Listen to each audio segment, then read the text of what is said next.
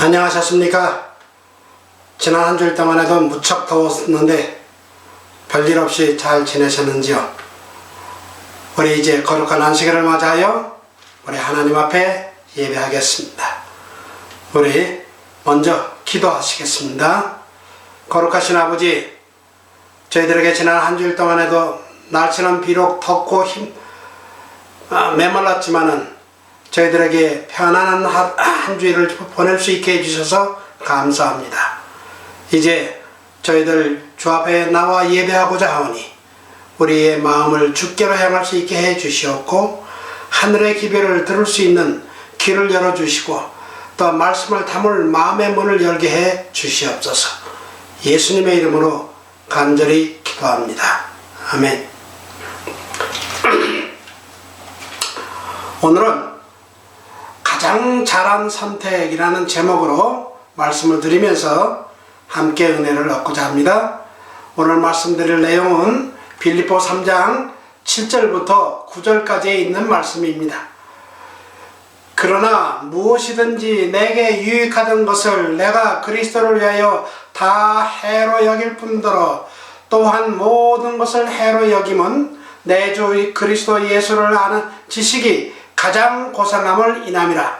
내가 그를 위하여 모든 것을 잃어버리고 배설물로 여김은 그리스도를 얻고 그 안에서 발견되려 함이니 내가 가진 의는 율법에서 난 것이 아니요 오직 그리스도를 믿음으로 말미암는 것이니 곧 믿음으로 하나님께로서 난 의라.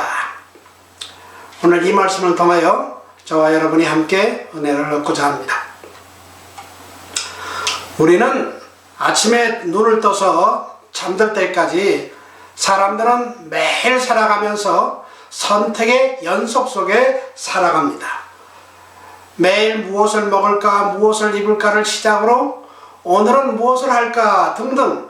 그런데 이러한 선택의 연속 중에서 삶에 큰 영향을 주는 선택도 있고 생각 없이 선택을 해도 그들의 삶에 아무런 영향을 주지 않는 선택도 있습니다.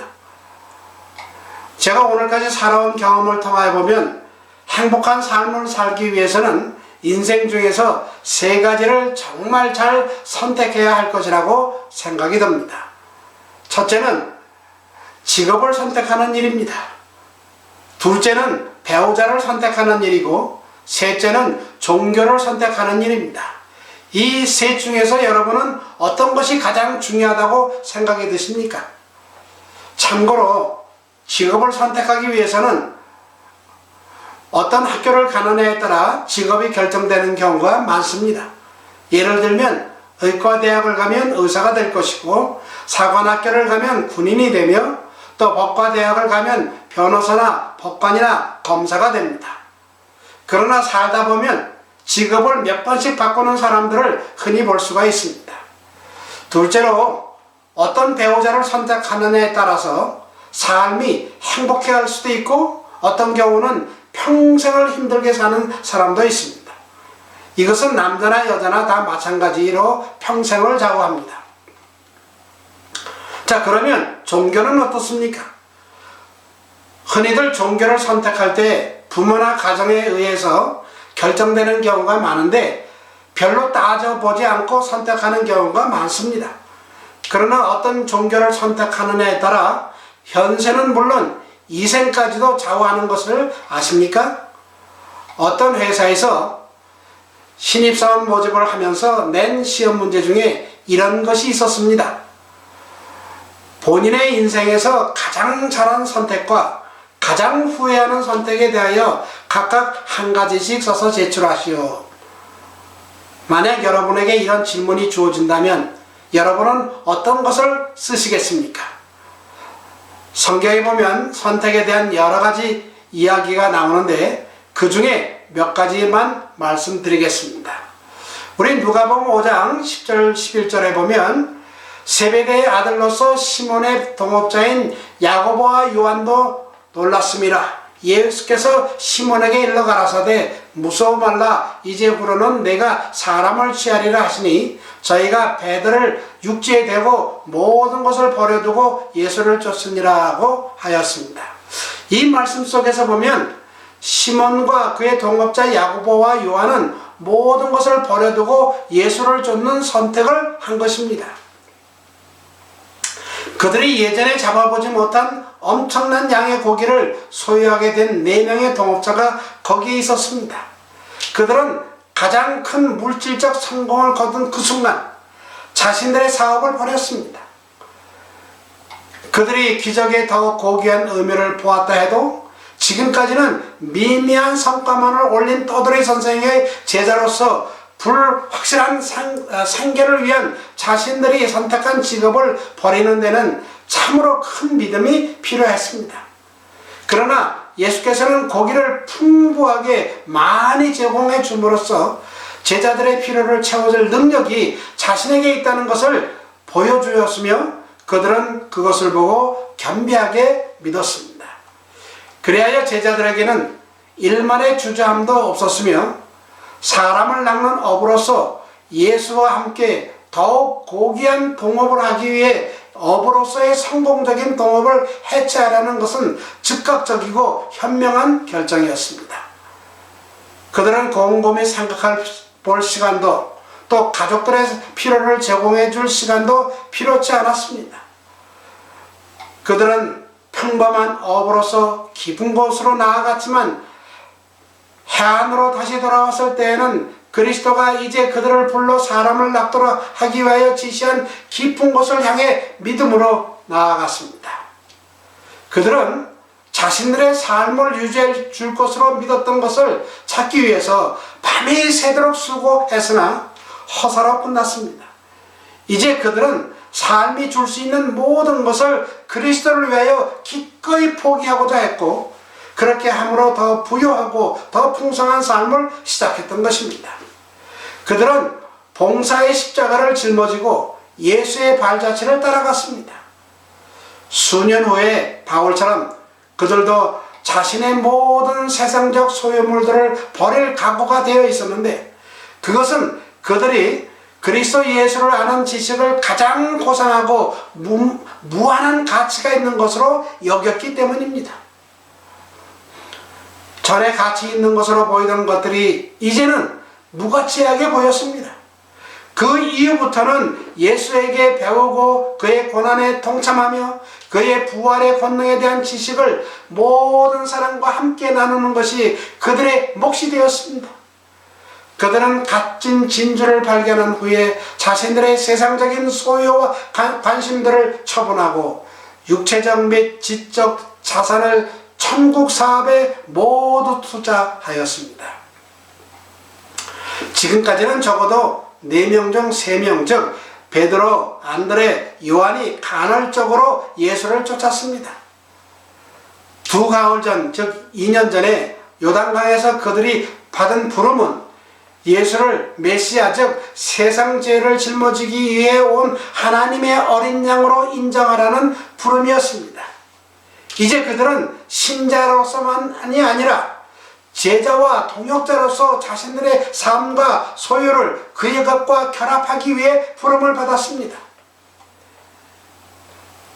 이전에는 이들 중 누구도 예수를 완전히 그리고 영구적으로 연합한 자는 없었습니다. 그들은 그동안 시간제 제자들, 즉 파트타임 제자들이었고 따라서 그들의 관심은 현세적 삶과 더 높은 삶으로 나누어져 있었습니다. 그러나 이제부터 그들은 시간과 재능을 전적으로 봉사에 바쳐야 했습니다. 내 제자가 예수를 따라간 것은 그들이 게을러 생계를 위해 일하기 싫어서나 그들의 세상적인 사업이 성공적이지 못했기 때문이 아니라 그들의 깊은 확신 때문이었습니다. 그리스도가 부른 다른 제자들처럼 그들도 모든 것을 버리고 그를 따르라는 부름을 받을 때까지 자신들이 택한 직업에 충실하였었습니다. 그 당시 이스라엘의 지식인들은 네 제자 가운데 누구도 선생이 될 충분한 자질을 가졌다고 생각지 않았습니다. 그들은 비천하고 불안무식했지만 바로 이런 특성들이 제자가 되기 위한 필수 조건이었습니다. 그들이 랍비의 잘못된 사상으로 교육받지 않았기 때문에 천국을 건설하는 일에 숙련된 일꾼으로 만들어주는데 필요한 교훈을 배우기가 훨씬 쉬웠습니다. 그들은 때로 예수께서 가르치고자 하는 교훈을 더디 배웠지만 그들은 예수에게 진정으로 헌신했습니다.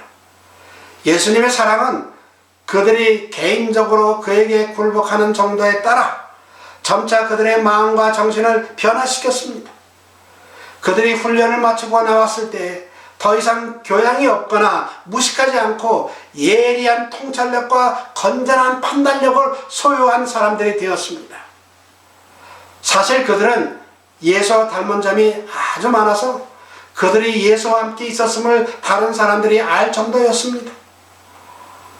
하나님의 사업에 유용하게 되는 것은 뛰어난 지성이 아니라 높은 지력이 아니라 그리스도와 눈앞에 있는 일에 대한 헌신에 달려 있습니다. 만일 그러한 재능들을 하나님께 바친다면 위대한 재능과 탁월한 지성을 가진 한 사람의 영향력은 더 넓은 영역에서 일반에게 알려질 것이 분명합니다. 그러나 하나님은 이러한 사람들보다 사랑스러운 마음과 온유한 마음 그리고 자원하는 손들로 당신의 사업을 훨씬 쉽게 이룰 수 있습니다. 하나님을 위해 봉사하는 일에서 가장 중요한 것은 자아를 제쳐두고 마음속에 성령이 역사할 수 있는 여지를 만드는 것입니다. 그리스도인들은 그들이 지닌 이름 곧 그리스도의 이름 때문에 고통당하는 때가 있습니다. 초기 교회 시대와 마찬가지로 모든 시대를 통해 진정으로 주님을 사랑하는 사람들은 그 이름을 위하여 능욕받는 일에 합당한 자로 여기심을 기뻐했습니다. 그리스도는 그의 제자가 되려고 하는 사람들에게 너희가 너희를 인하여 모든 사람에게 미움을 받을 것이라고 경고했습니다. 그러나 그는 누구든지 나를 위하여 자기 목숨을 잃는 자는 얻으리라고 덧붙이셨습니다. 그리스도인들은 그를 위하여 고난받는 것을 얘기해야 합니다. 베드로가 우리가 모든 것을 버리고 라고 한 말은 베드로가 과장되게 말한 것이 아닙니다. 세베대의 아들로서 시몬의 동업자인 야고보와 요한도 놀랐습니다. 예수께서 시몬에게 일러 가라사대 무서워 말라 이제부로는 내가 너희 사람을 취하리라 하시니 저희가 베드로를 육지에 대고 모든 것을 버려두고 예수를 쫓으니라 하고 누가복음 5장 10절 11절에 말씀하고 있습니다. 제자들은 젊은 부자 관원 앞에 놓였던 그러한 요구를 기본적으로 이행했습니다. 제자들은 그 청년이 하기를 원치 않았던 것들을 행했습니다. 물론 인간이 보기에 그 젊은 부자 관원은 정직했으나 마음을 읽으시는 하나님이 보시기에 그는 마음속에 이웃에 대한 진실한 관심이 없는 것으로 드러났습니다. 예수는 그 청년이 아직도 무엇이 부족하나이까 라는 질문을 통하여 말하려는 진정한 의도를 헤아리셨습니다. 온전은 그 청년의 이상이었습니다. 그러나 바울이 지적한 것처럼 온전함이란 행함으로 성취되는 것이 아니었습니다. 그러므로 만약 그 청년이 진정으로 온전함을 성취하기를 원했다면 어떤 공로를 행함으로 그렇게 되기를 기대하지 말아야 합니다. 그는 마음과 삶이 완전히 변화되는 경험을 해야만 했습니다. 그의 정신이 완전히 변하고 목적이 바뀌어야만 합니다. 그렇다면 이 네 제자들은 예수께서 말씀하신 그 온전함을 향하여 잘 나가고 있었던 것인가요? 그들은 과연 생명에 들어가기 위해 적합했는가요? 우리 한번 생각해 봐야 하겠습니다. 하나님의 사업에 유용하게 되는 것은 뛰어난 지성이 아니라 그리스도와 눈앞에 있는 일에 대한 헌신에 달려 있습니다. 만일 그러한 재능들을 하나님께 바친다면 위대한 재능과 탁월한 지성을 가진 한 사람의 영향력은 더 넓은 영역에서 일반하게 알려질 것이 분명하다고 실물교훈 333쪽에 말씀하고 있습니다. 그러나 하나님은 이런 사람들보다 사랑스러운 마음과 온유한 마음, 그리고 자원하는 손들로 당신의 사업을 훨씬 쉽게 이룰 수 있습니다. 하나님을 위해 봉사하는 일에 있어서 가장 중요한 것은 자아를 제쳐놓고 마음속에 성령이 역사할 수 있는 여지를 만드는 것입니다. 그런데 마태복음 19장에서 부자 청년 법관이 예수께 찾아와 어떻게 하면 영생을 얻을 수 있습니까? 라고 질문을 하니 예수께서 대답하시기를 계명을 지키고 내 소유를 팔아 가난한 자를 주라. 그리하면 하늘에서 보화가 내게 있으리라. 그리고 와서 나를 좇으라 하시니 그 청년이 재물이 많으므로 이 말씀을 듣고 근심하여 가니라 라고 성경에 말씀하고 있지 않습니까? 예수께서 말씀하시기를 부자는 천국에 들어가기가 어려우니라. 이 말씀을 듣고 근심하여 가니라 하면서 떠났는데 얼마나 어려우냐 하면은 약대가 바늘기로 들어가는 것이 부자가 하나님의 나라에 들어가는 것보다 쉬우니라고 하셨습니다. 그렇게 말씀하시는 것을 제자들이 듣고 제자들 중 베드로가 좀 다르게 질문을 합니다. 베드로가 보소서 우리가 모든 것을 버리고 주를 쫓아싸우니 그런즉 우리가 무엇을 얻으리까? 라고 예수께 묻습니다. 즉 베드로는 제자가 받을 보상에 관한 생각을 했습니다. 그러나 한쪽 눈을 기대되는 보상에 돌린 채로 하는 자아부정에는 신실한 봉사자들에게 편히 베풀고자 기다리는 잘하였도다 라는 칭찬은 결코 없을 것이다 라고 말씀하고 있습니다. 그리스도인들은 그들이 지닌 이름 곧 그리스도의 이름 때문에 고통당합니다. 초기교회 시대에 마찬가지로 모든 시대를 통해 진정으로 주님을 사랑하는 사람들은 그 이름을 위하여 능력받는 일에 합당한 자로 여기심을 기뻐했습니다. 여러분도 예수 그리스도의 이름 때문에 어려움을 경험하신 적이 있으십니까? 그리스도는 그의 제자가 되려고 하는 사람들에게 너희가 내 이름을 인하여 모든 사람에게 미움을 받을 것이라고 경고했습니다. 다시 말씀드리면 내가 여태까지 이 그리스도의 이름으로 다른 사람들에게 미움을 받지 않았다면 나는 그리스도의 참 제자가 되지 않았다는 말씀도 되는 것입니다. 그러나 예수님께서는 누구든지 나를 위하여 자기의 목숨을 잃는 자는 얻으리라 라고 말씀하셨습니다. 그러므로 그리스도인들은 그를 위하여 고난받는 것을 얘기해야 합니다. 특히 제자들은 주님을 따르기 위해 집과 가족을 버렸습니다. 이것은 그들의 가족을 궁핍한 상태로 방치해 두었다는 말이 아니라 그리스도를 위한 봉사를 첫 번째 목표로 삼았다는 것을 뜻하는 것입니다. 아무튼 친절하신 예수님께서는 베드로의 이 같은 질문에 대답하시기를 내 이름을 위하여 집이나 형제나 자매나 부모나 자식이나 전토를 벌인 자마다 여러 배를 받고 또 영생을 상속하리라 라고 마태복음 19장 29절에 대답을 하셨습니다. 예수님의 대답 중에 여러 배를 받는다는 의미는 예수께서 분명히 비유적으로 말씀하신 것입니다.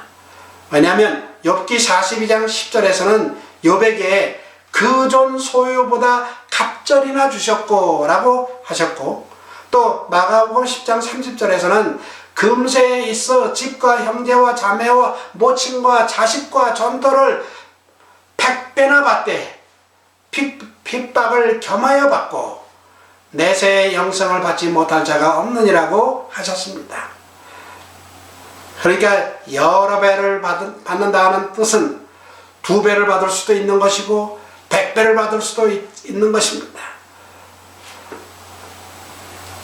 아무튼 이 일이 있기 약 1년 반 전에 예수는 하늘 아버지의 뜻대로 행하는 자들의 그의 형제요 자매요 모친이라고 말씀하셨습니다. 그리스도인이 이 세상을 살아가면서 받는 100배란 그리스도인 교제의 기쁨과 하나님을 섬김으로 오는 더 진실하고도 더 깊은 만족에 있습니다.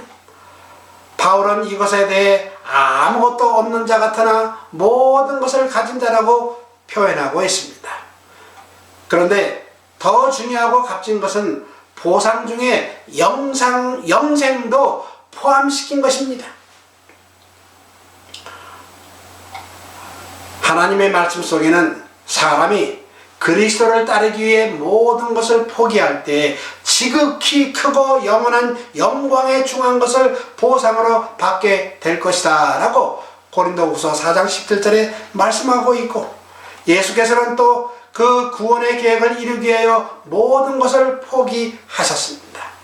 그런데 이런 하나님의 사랑의 최고의 표현은 아버지가 선물로 주신 아들이며 그분을 통하여 우리는 하나님의 자녀라 일컬음을 얻을 수 있게 되었습니다. 얼마나 좋은 선물입니까? 요한복음 15장 13절에는 사람의 친구를 위하여 자기 목숨을 버리면 이에서 더 큰 사랑이 없나니 라고 하시면서 예수께서 사람들을 얼마나 사랑하고 있는지를 보여주셨습니다. 이러한 사실을 깨달은 바울은 빌보 3장 8절에서 모든 것을 해로 여김은 내 주 예수 그리스도를 아는 지식이 가장 고상하기 때문이라. 내가 그를 위하여 모든 것을 잃어버리고 배설물로 여김은 그리스도를 얻고 라고 했습니다. 그래서 사도 바울은 그리스도를 얻은 것이 가장 즐겁고 행복하고 좋은 것이라고 생각하고 있습니다. 여러분은 어떻습니까?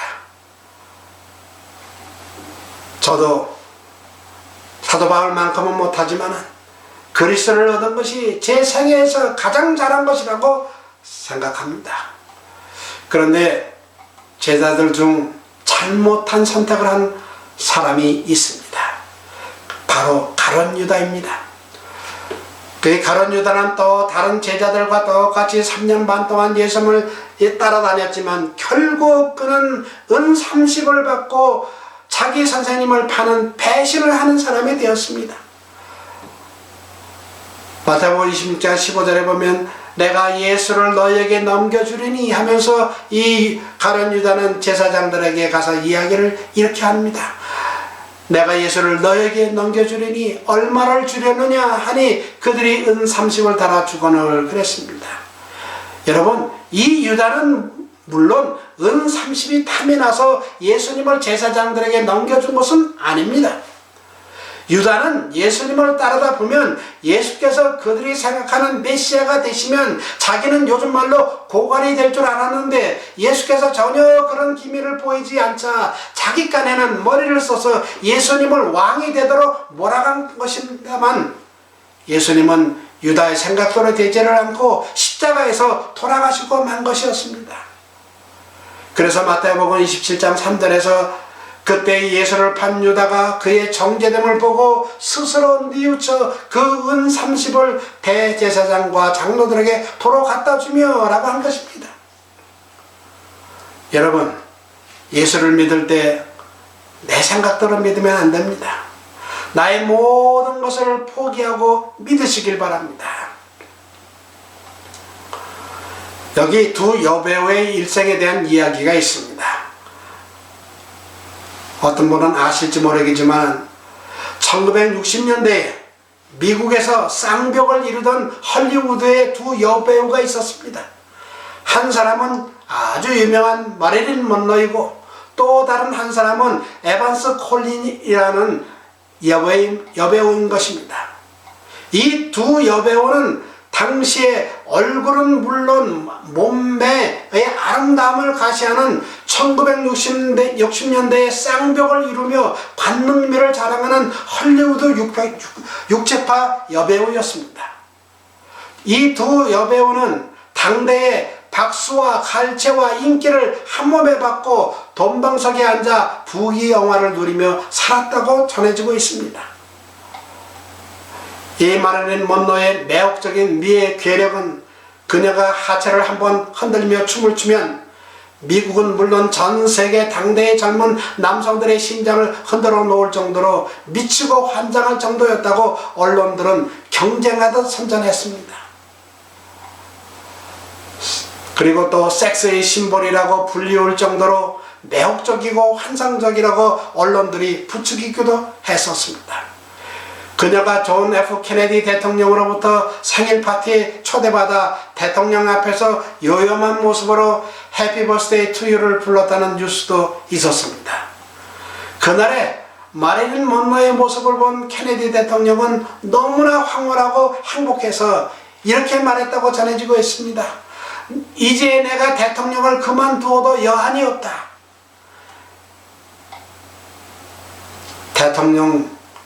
미국의 대통령이 그야말로 배우가 춤을 춘 노래 하나 하는 춤 하나 때문에 대통령을 그만두어도 여한이 없다는 그러한 말을 할 정도로 얼마나 아름답고 행복했으면 미국의 대통령을 그만두어도 좋다고 말했겠습니까? 그녀는 세상 사람들의 박수와 갈채와 인기를 한몸에 누렸고 돈방석에 앉아 부귀영화를 한몸에 누리며 살았습니다. 그리고 그녀는 그 후 케네디 대통령을 비롯해서 그의 동생 로버트 케네디와도 불륜 관계를 가졌다는 소문이 미국 사회를 떠들썩하게 했습니다. 마릴린 먼로는 그 후에도 수많은 남자와 스캔들을 뿌렸고 신문에 대서특필하는 뉴스거리가 되기도 했습니다. 그러다가 결국 마릴린 먼로는 내면에서 밀려오는 허무와 갈증과 공허함과 고독을 이기지 못하고 그녀는 끝내 수면제를 먹고 자살했다는 뉴스로 또 한 번 세상을 놀라게 했습니다. 그런데 마릴린 먼로에 못지않게 할리우드에서 많은 인기와 명예를 누리던 또 다른 여배우가 있었는데 그녀의 이름은 위에서 소개된 마릴린 먼로의 라이벌인 에반스 콜린이었습니다. 마릴린 먼로와 같은 시대에 살았던 최고의 미녀 중 또 다른 미녀였습니다. 그러나 이 에반스 콜린은 인기를 누리던 어느 날 갑자기 배우직을 청산하고 화려한 할리우드 음악을 떠나겠다고 선포합니다. 그리고 에반스 콜린은 은퇴 기자회견에서 이렇게 말을 했습니다. 여러분, 저는 지금 깊은 사랑에 빠져 있습니다. 저는 그 깊은 사랑에서 헤어날 줄 모르고 있습니다. 그래서 이제 할리우드를 떠나게 되었습니다.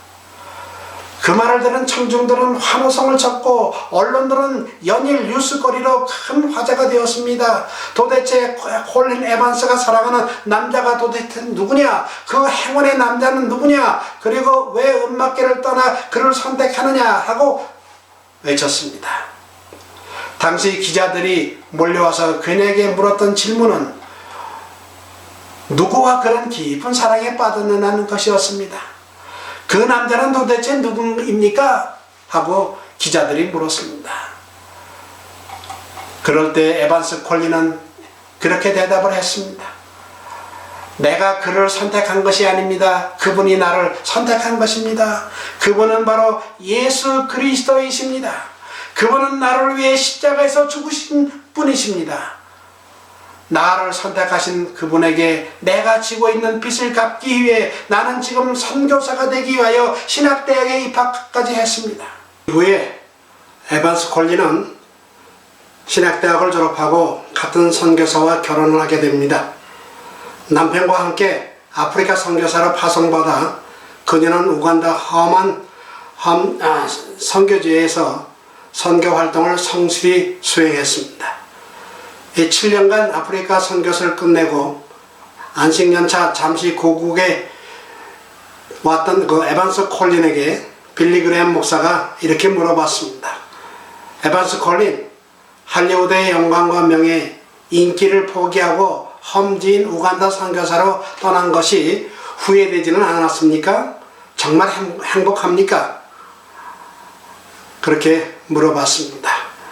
이 질문을 받은 에반스 콜린은 환한 미소를 지으며 이렇게 대답을 했다고 그럽니다.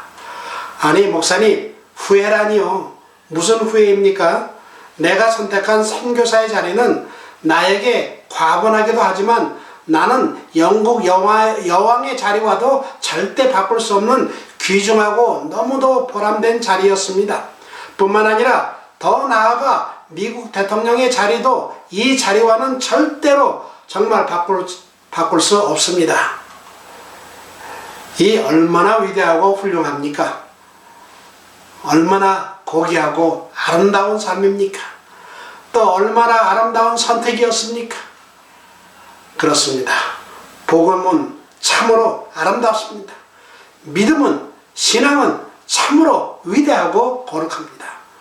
그래서 한 여인의 인생을 이렇게 바꿔 놓았으며 훌륭하고 위대한 삶을 살도록 변화시켜 놓은 것입니다. 사랑하는 성도 여러분, 저는 여러분 모두가 에반스 콜린처럼 삶의 선택을 정말 잘하셔서 하나님을 기쁘시게 할 뿐 아니라 여러분의 삶이 복된 삶이 되시기를 주님의 이름으로 축원하면서 말씀을 마치겠습니다. 기도하겠습니다.